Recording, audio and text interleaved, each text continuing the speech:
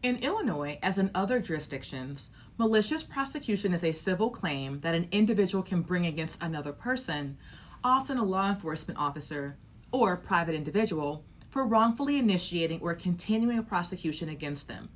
This claim is designed to provide recourse for individuals who have been unjustly subjected to the civil or criminal justice process without just cause and with malice. The elements required to establish a case of malicious prosecution in Illinois include the following. Number one, commencement or continuation of a proceeding. The plaintiff must show that the defendant initiated or continued a proceeding against them. This element is satisfied not only when the defendant formally files charges, but also if they play an active role and substantial role in the continuation of the proceeding, such as providing false information to prosecutors. Number two, termination of the proceeding in favor of the plaintiff. The civil or criminal proceeding must have been terminated in a manner that indicates the innocence of the plaintiff.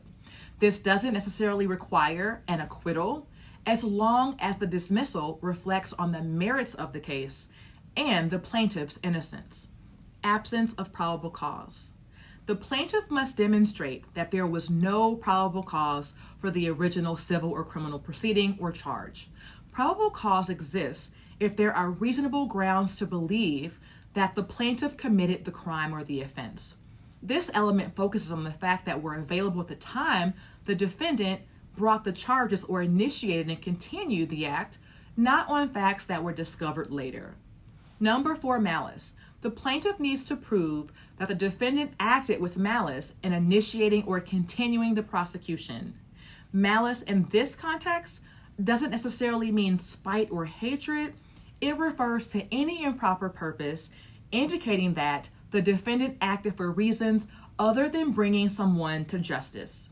This can often be shown by a lack of probable cause, but it requires more than just showing that the defendant was mistaken. Number five, damages. Finally, the plaintiff must show that they suffered damages as a result of the malicious prosecution. This can include legal fees, lost wages, damaged reputation, being jailed, and other personal and financial harms, to name a few. Establishing a claim for malicious prosecution in Illinois requires careful documentation and evidence, as the plaintiff bears the burden of proving these elements. It's a challenging claim to win because the court must balance the interest in allowing individuals to seek redress for wrongful prosecutions against the public interest in encouraging the reporting of crime and the initiation of criminal proceedings based on probable cause. I now want to talk about a notable case that you might have heard of that involves malicious prosecution. The Central Park Five. In 1989, 5 teenagers were wrongfully convicted of raping a jogger in New York City's Central Park.